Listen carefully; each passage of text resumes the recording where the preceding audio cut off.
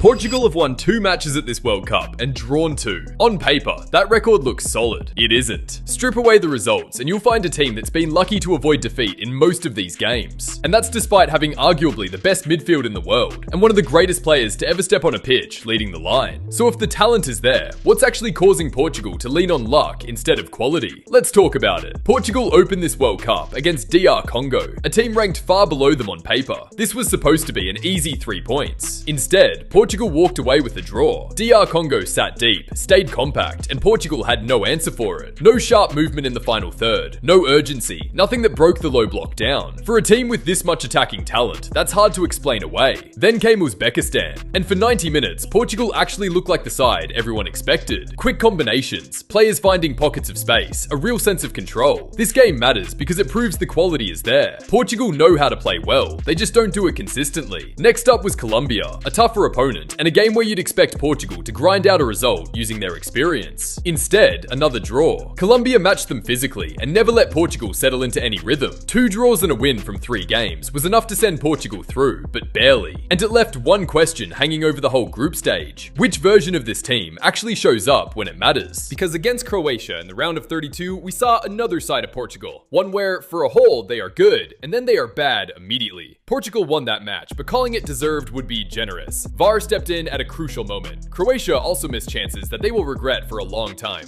Take away either of those 2 factors, and Portugal is on a plane home right now. Instead, they're through. Round of 16. Next up, Spain. And here's the part Portugal fans need to hear. If they walk into that game playing the same way they played against Croatia, Spain will not forgive them. Spain will not miss the chances Croatia missed. Spain will not need a VAR decision to punish sloppy football. So the question isn't whether Portugal has the players to win this tournament. They clearly do. The question is why a squad this talented keeps needing luck just to survive. That's what we're breaking down next. Right now, everyone's pointing fingers. Bruno Fernandes gets blamed. Vitinha gets blamed. Even Ronaldo hasn't escaped criticism. But I think everyone's aiming at the wrong man. The real problem sits on the bench. Roberto Martínez. This is the same coach who had one of the most gifted generations Belgium has ever produced. De Bruyne, Hazard, Lukaku, Courtois. A team built to win a World Cup. Instead, that golden generation left with nothing to show for it. Yet somehow, his time in charge of Portugal gets a free pass. Win the Nations League once, and suddenly nobody wants to ask hard questions. But results don't erase patterns. And the pattern here is simple. Give Roberto Martínez a team full of world-class talent, and watch that talent underperform. Portugal isn't struggling because they lack quality. Walk through this squad, and you'll find players who start for the biggest clubs in Europe. The issue isn't the players on the pitch, it's how they're being used. Problem number 1. Portugal is far too easy to read. Watch how Croatia set up against them. A compact 4-4-2, blocking the middle, daring Portugal to go wide. And Portugal took that bait almost every single time. The ball moved from one fullback to the other, patient, controlled, then out wide and across into the box. Over and over. On its own, that's not a bad plan. The problem is that it became their only plan.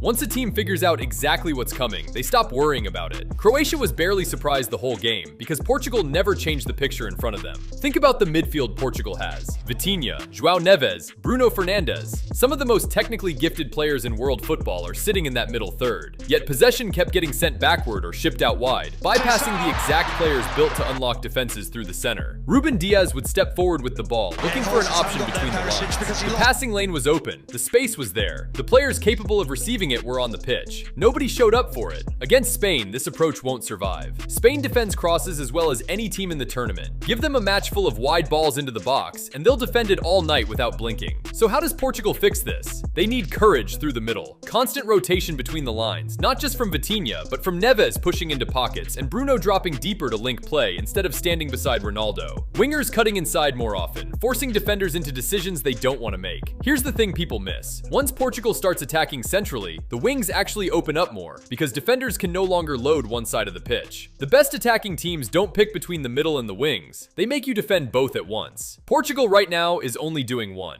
Problem number 2. Bruno Fernandes is playing in the wrong position. Watch the game closely and you'll notice something strange. Ronaldo kept dropping deep. He came short for the ball, linked play, and helped Portugal build from midfield, basically acting like a number 10. And while Ronaldo did that job, Bruno stayed high, parked inside the box, waiting on crosses, acting like the striker. That's completely backwards. Bruno Fernandes isn't one of the best midfielders in Europe because he stands in the penalty area. He earned that reputation through vision, through passes that other players don't even see, through controlling tempo and picking out out runs before they happen. None of that happens if he's stuck inside the box, waiting for a cross to fall his way. Every time Ronaldo dropped deep, that was Bruno's cue to become the free man underneath him. Instead, the roles flipped. Ronaldo turned into the creator, and Bruno turned into a target man without the physical profile of one. The fix here isn't complicated. Roberto Martínez needs to put Bruno back where he belongs. Let him receive the ball between the lines, facing forward, picking apart the opposition's shape. Let Ronaldo make the runs beyond him instead of the other way around. Portugal doesn't need Bruno scoring from 6 yards. They need him to create chances from 25. Get his role right, and this Portugal attack looks like a completely different team.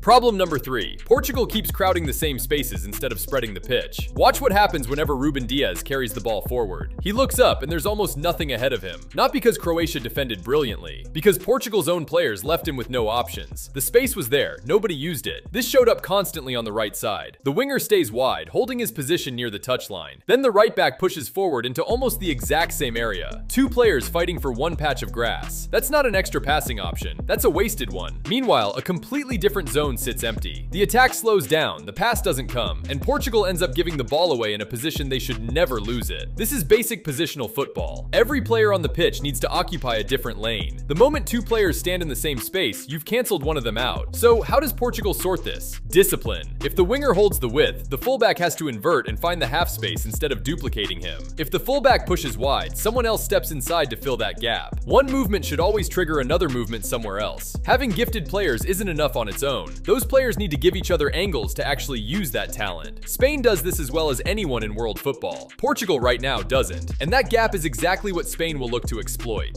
Problem number 4, and this one might surprise you because it actually starts with something Ronaldo is doing right. A lot of people assume Ronaldo is the reason Portugal looks slower going forward. This game proved the opposite. He kept dropping deep, linking play, offering an option when nobody else did. In several moments, he progressed the ball better than Portugal's actual midfielders. Credit where it's due. That movement helps Portugal build attacks, but it also creates a new problem. Every time Ronaldo drops out of the box, nobody fills the space he leaves behind. The wingers arrive late. Bruno stays out on the edge of the area instead of pushing in. The midfielders hesitate instead of making a run. So Portugal ends up doing all the work to get the ball into a dangerous area, and then has no one there to finish the move. Crosses go into the box and land in empty grass. This isn't a reason to stop Ronaldo from dropping deep. That instinct is helping the team. The real fix is making sure somebody else reacts to it. The moment Ronaldo comes short, the nearest winger or Bruno Fernandes needs to sprint into the space he just vacated. One player drops, another attacks the box. Simple rotation, but Portugal isn't doing it. Without that adjustment, Portugal will keep building good moves that end with nobody there to finish them.